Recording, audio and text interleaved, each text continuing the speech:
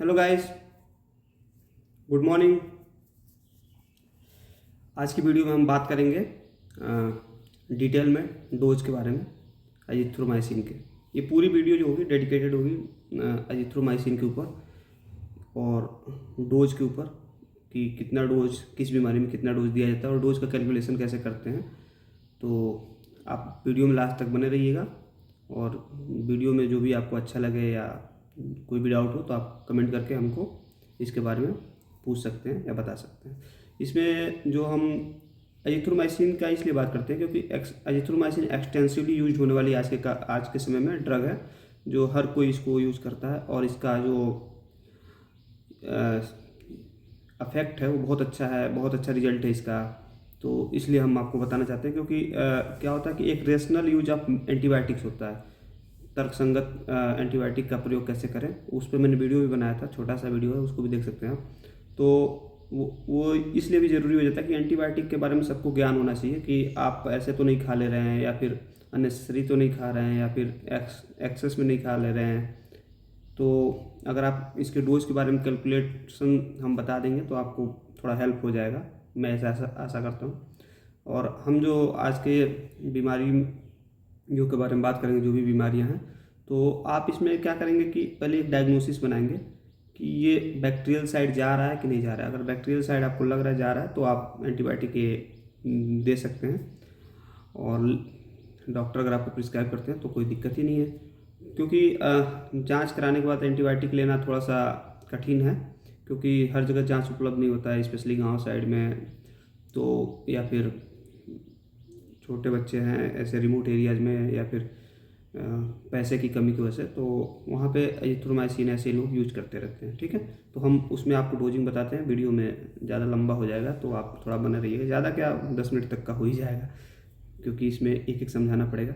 तो सबसे पहले हम जो बीमारी इसमें कवर करेंगे वो उसका नाम आप जान लीजिए। कम्युनिटी एक्वायर्ड निमोनिया हो गया, टाइफाइड फीवर हो गया, सोर थ्रोट हो गया, टॉन्सिलाइटिस हो गया, फेरेंजाइटिस हो गया और एक्यूट मीडिया ओटाइटिस हो गया, जिसमें कान में पस बनना या कान में दर्द होना, मिडिल ईयर का इन्फेक्शन होता है ये, तो वो सब चीज़ें हो सकती हैं। तो यही सब बीमारियां, बैक्टीरियल साइनोसाइटिस हो गया, तो ये सारी बीमारियां कवर करेंगे हम। उसमें आपको सबसे पहले ये बता दें हम कि जो जो एक्यूट ओटाइटिस मीडिया होता है इसमें क्या होता है। इसमें ये होता है कि जो मिडिल ईयर का इन्फेक्शन होता है और इसमें जो हमारा ईयर ड्रम होता है, मिडिल ईयर होता है, उसके पीछे के जो एरिया होते हैं, जगह होते हैं, उसमें इन्फ्लामेशन आ जाता है और वहीं पे दर्द होना शुरू हो जाता है। तो उसी को एक्यूट ओटाइटिस मीडिया बोलते हैं। तो ये भी एक थोड़ी सी जानकारी थी जो आपको जानना चाहिए। अब इसमें हम ये जानेंगे कि आपको डायग्नोसिस कैसे बनाते हैं। अगर डॉक्टर आपको बताते हैं तो वो डायग्नोसिस बनाने के बाद आप इस साइड जा सकते हैं। अब ये जान जाते हैं कुछ चीज़ें ऐसी हैं जैसे कि इंपॉर्टेंट चीज़ें जो आपको नोट करना है। जैसे टाइफाइड फीवर के लिए जो है वो एजिथ्रोमाइसिन जो होता है फर्स्ट लाइन ड्रग नहीं होता है, मतलब कि पहला चॉइस नहीं होता है। दूसरा इसमें ये जाना कि टॉन्सिलाइटिस और फेरेंजाइटिस के लिए जो फर्स्ट लाइन ड्रग होता है वो पेनिसिलिन ग्रुप का एमोक्सिसिलिन होता है, एजिथ्रोमाइसिन नहीं होता है। ठीक है, ये दो चीज़ें जो थी महत्वपूर्ण थी, इनको आपको जानना जरूरी है। अब आ जाते हैं हम डोज कैलकुलेशन के बारे में, डोज और टाइमिंग क्या देना होता है, कैसे देना होता है। तो पहले तो 6 मंथ्स के नीचे के बच्चों को ये नहीं दिया जाता है। ठीक, दूसरा चीज़ इसके 2-3 प्रकार से आते हैं, जैसे टैबलेट के फॉर्म में आता है, एक आता है टैबलेट ही आता है, वो क्या होता है डिस्पर्सिबल टैबलेट के फॉर्म में आता है, डीटी लिखा होता है, आगे डीटी लिखा मेंशनड होगा। उसके बाद सस्पेंशन के फॉर्म में आता है या सिरप बोल लीजिए, ताकि बच्चों को ईजिली दिया जा सके, पीने में आसानी हो। तो एक वो होता है। ठीक है, 3 प्रकार से हो गया। इसका प्रयोग अब बताते हैं आपको। जैसे कि मान लीजिए अगर पहले सबसे जो जरूरी बीमार मतलब टॉपिक उठा रहे हो है एक्यूट ओटाइटिस मीडिया।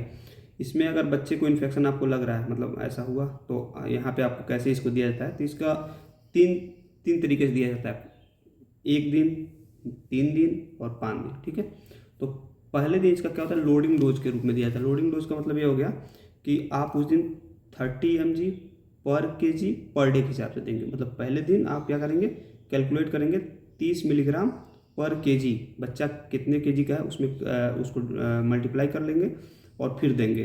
और ये सिंगल डोज होता है पहले दिन के लिए। और तीसरे अगर 3 दिन तक चलाना, जैसे कि अगर इन्फेक्शन उतना उस लेवल तक का नहीं है, हायर लेवल तक का नहीं है, तो आप 3 दिन तक देंगे। तो अगले जो 2 दिन और दूसरा दिन और तीसरा दिन देंगे वो देंगे आप 10 mg पर kg पर डे के हिसाब से, ठीक है। अब यही दवा अगर आपको 5 दिन तक देना पड़ जाए तो उसमें क्या करते हैं आप, फर्स्ट डे पे 10 mg पर kg पर डे देंगे, मतलब सिंगल डोज देंगे।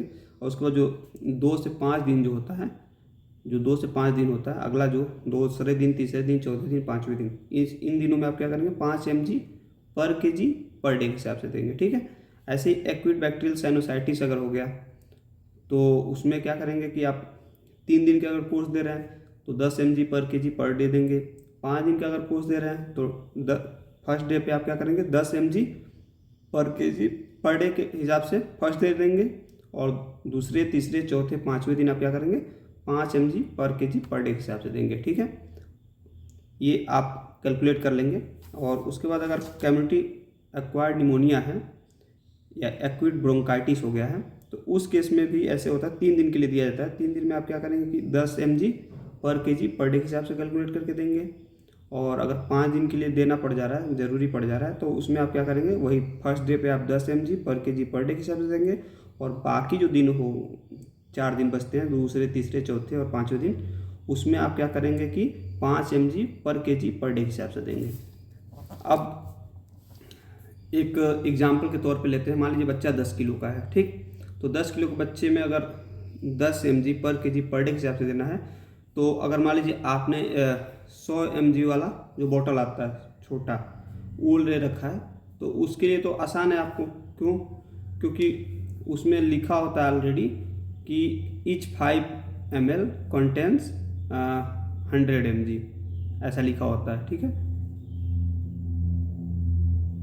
तो आप उसके हिसाब से देख लेंगे। अगला जो एक मान लीजिए ऐसे आ गया 200 mg वाला आ गया, तो उसमें अगर आपको यूज करना है तो आप उसमें कैसे देंगे 2.5 ml, ठीक है, इस हिसाब से दे देंगे। अब एक आता है आपका जैसे कि DT के फॉर्म में मैंने बताया था, जो डिस्पर्सिबल होता है, घुल जाता है। उसमें क्या होता है AG 100 DT आता है, AG 200 DT आता है। तो उसको क्या किया जाता है, या तो पानी में घोल लिया जाता है ऐसे ही, या तो बच्चे को दे देंगे, वो च्यू करके ऐसे ही मुंह में रख लेगा तो वो घुल जाएगा। ये भी आसान होता है।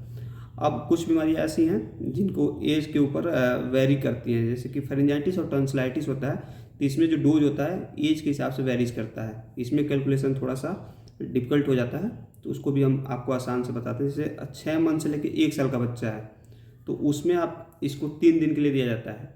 6 मंथ से लेके अगर 1 साल तक का बच्चा है तो उसमें 3 दिन के लिए दिया जाता है।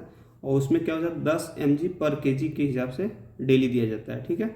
अब दूसरा अगर आ गया 1 साल से 2 साल तक का बच्चा है, तो उसके लिए आपको 10 से 20 mg पर kg डेली दिया जाता है। और इसमें जो होता है 500 mg का मैक्सिमम डोज होता है, मतलब कि एक दिन में आप 500 mg दे सकते हैं, उससे अधिक नहीं दे सकते। तीसरा हो गया 2 साल से ऊपर तक का, ऊपर के कोई भी है तो उनमें आपको 10 से 20 mg पर kg दिया जाता है, और 500 mg डेली का मतलब मैक्सिमम डोज होता है। लेकिन कभी कभी क्या होता है कि जो एडल्ट होते हैं उनमें डोज थोड़ा सा बढ़ाना पड़ता है, जैसे कि 12 mg पर kg पर डे के हिसाब से कैलकुलेट करके आप दे सकते हैं। इसके साइड इफ़ेक्ट्स बहुत थोड़े से हैं, cramps, nausea, vomiting, stomach pain हो गया या डायरिया हो गया, यही सब होते हैं। टाइफाइड में जो होता है इसका 10 से 20 mg पर kg के हिसाब से इसको दिया जा सकता है, वो डॉक्टर अपने अपने हिसाब से कैलकुलेट कर लेते हैं। बाकी हम इसके सारे चार्ट्स जो हैं अपलोड कर देंगे, जहाँ जहाँ पे कैसे कैसे देना होता है। Thank you.